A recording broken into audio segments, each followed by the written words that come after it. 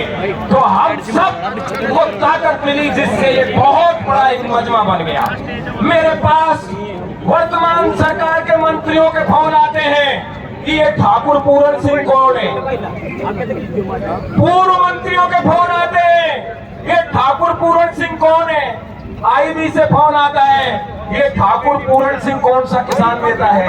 मैंने एक ही जवाब दिया, ये ठाकुर पूरन सिंह कोई और नहीं है, बल्कि सदा से इस धरती पर किसानी करने वाले, महाराज जनक के रूप में धरती पर किसानी करने वाले, और वर्तमान में भी भारत के प्रथम किसान शहीद का दर्जा जिन्होंने दिलाया, वही ठाकुर पूरन सिंह है, जो किसान भी है और साबित करता है कि वो क्षत्रिय भी है। इसलिए आज जो सबसे गौरव की बात है वो ये है, ठाकुर पूरन सिंह जी मुर्दों में जान आ गई। कई हिस्से ऐसे थे भारत के जो क्षत्रिय कभी जागते नहीं थे। पिछले 3 वर्ष से मैं गुजरात में लगा हुआ हूँ, सुरेंद्रनगर, सूरत, वापी सब जगह गया हूँ, लेकिन सब लोग कहते मोदी है तो मुमकिन है। और आज क्या स्थिति है, अभी वही लोग कह रहे हैं जब तक मोदी की विदाई नहीं तब तक कोई ढिलाई नहीं। बंधुओं, ये रूपाला के मुंह से निकला गंध कोई अचानक नहीं निकला है। ये वो गंध है जो पहले कांग्रेस पार्टी ने फैलाया और फिर बीजेपी ने ये निकला और उसी को ये उगलते हैं।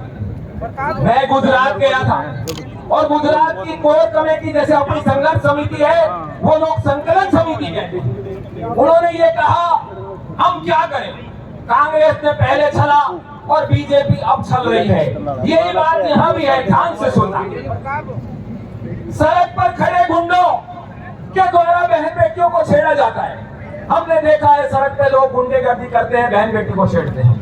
हम घर में आते हैं और अपना एक बच्चा तैयार करते हैं, उसको खिला पिला के, काजू बादाम दूध पिला के, गंड पील के तैयार करते हैं। बेटा तेरी बहन को वो गुंडा जो सड़क पे खड़ा है छेड़ता है तो तुझे जवाब दिया। हमने भी अपने बच्चे को तैयार किया। ठाकुर रघुवीर सिंह जी नरूका जावली मेरे दादो साई लगते थे।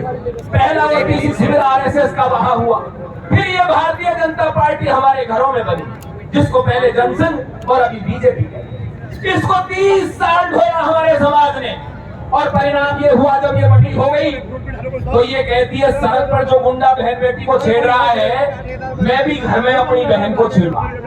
ऐसी बात की नहीं की रूपाला ने, ये बात की कि नहीं, बोलो जिंदे हो तो बताओ।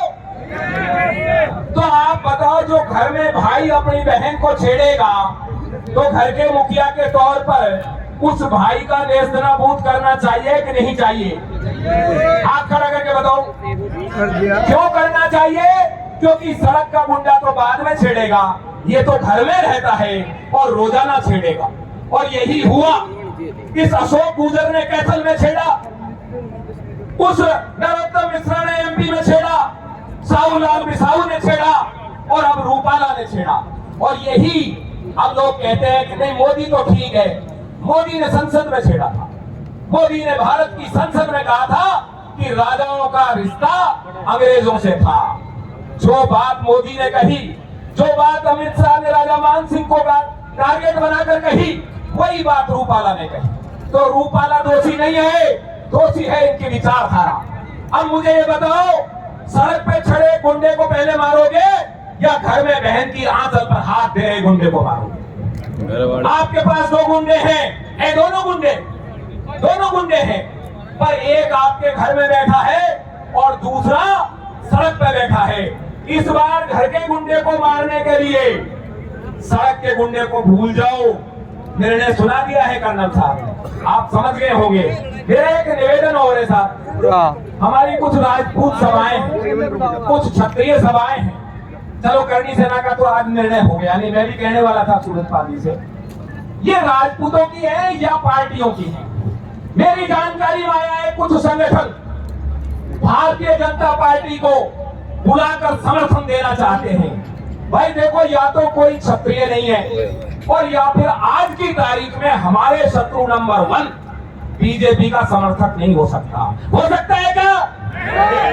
अब यदि कल को कोई सभा बुलाती है, मान लीजिए करनाल में बुलाती है कि जयपुर में बुलाती है कि साहब बीजेपी वाले का हम समर्थन करते हैं, आप उसका बहिष्कार करोगे कि नहीं करोगे? करेंगे। हाथ खड़ा करके बताओ, करोगे कि नहीं करोगे? करेंगे। बहिष्कार भी करेंगे और तिरस्कार भी करेंगे।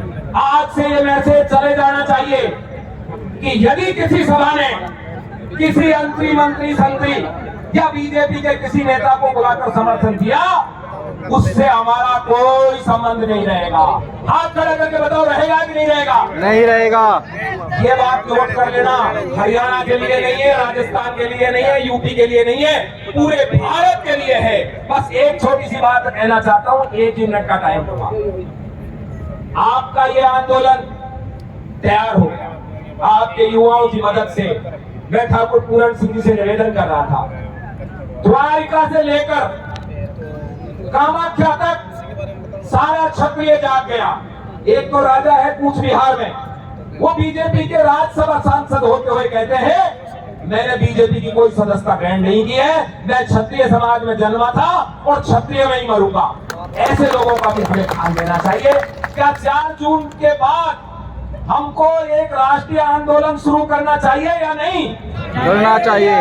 हाथ खड़ा करके करो, नहीं तो पूरण सिंह जी कहेंगे रेस्ट कर लें। अभी बोलो साहब, ठाकुर साहब। तो गुजरात के कच्छ से लेकर आसाम तक ये आंदोलन चलेगा और हम सबको लगातार संघर्ष करना पड़ेगा।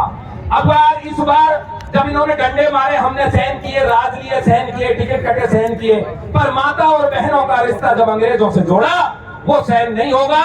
और यदि किसी में ये बात है, वो अपना डीएनए टेस्ट करा देना। मेरे साथ एक बार जोरदार नारा लगा दें, बोलिए छात्र धर्म की जय, छात्र धर्म की जय, जय भवानी, जय भवानी। धन्यवाद।